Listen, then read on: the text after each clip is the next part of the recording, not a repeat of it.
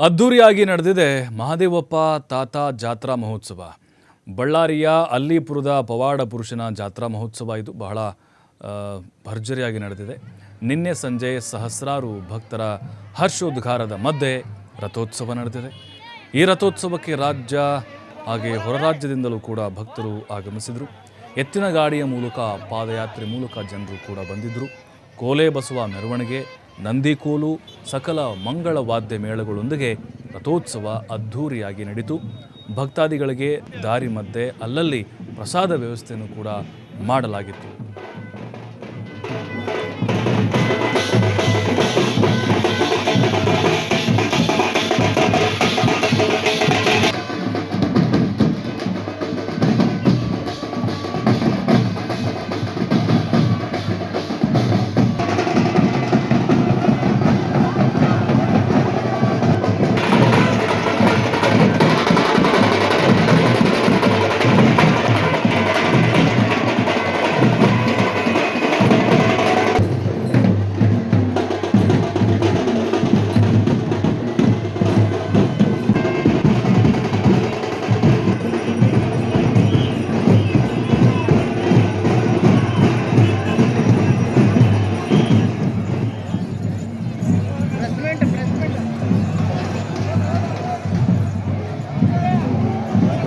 ಬರ್ರಿ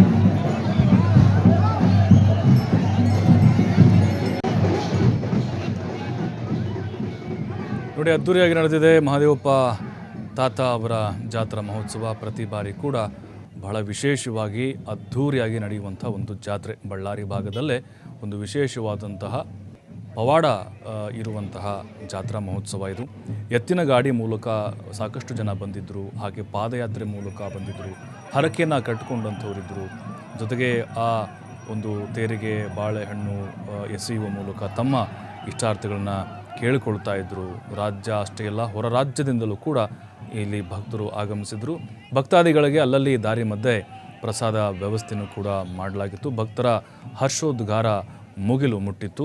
ಪ್ರತಿ ಬಾರಿ ಕೂಡ ಈ ಮಹಾದೇವಪ್ಪ ತಾತ ಜಾತ್ರೆಯನ್ನು ಬಹಳ ಅದ್ಧೂರಿಯಾಗಿ ನಡೆಸಲಾಗುತ್ತೆ. ಅಲ್ಲಿನ ಆಡಳಿತ ಮಂಡಳಿಯವರು ಮತ್ತು ಅಲ್ಲಿ ಮಠ ಮತ್ತು ದೇವಸ್ಥಾನಗಳ ಆಡಳಿತ ಮಂಡಳಿಯವರು ಕೋಲೆ ಬಸವನ ಮೆರವಣಿಗೆ ಕೂಡ ವಿಶೇಷವಾಗಿ ಕಂಡುಬಂತು. ಭಾರೀ ಪೊಲೀಸ್ ಬಿಗಿ ಬಂದೋಬಸ್ತನ್ನು ಕೂಡ ಈ ಸಂದರ್ಭದಲ್ಲಿ ಕೈಗೊಳ್ಳಲಾಗಿತ್ತು. ನಂದಿ ಕೋಲು ಮೆರವಣಿಗೆ ಇತ್ತು, ಜೊತೆಗೆ ಮಂಗಳ ವಾದ್ಯಗಳ ಮೆರವಣಿಗೆ ಇತ್ತು. ತಮಟೆ ಸದ್ದು ಕೂಡ ಮತ್ತಷ್ಟು ಮೆರುಗನ್ನು ನೀಡುತ್ತಾ ಇತ್ತು.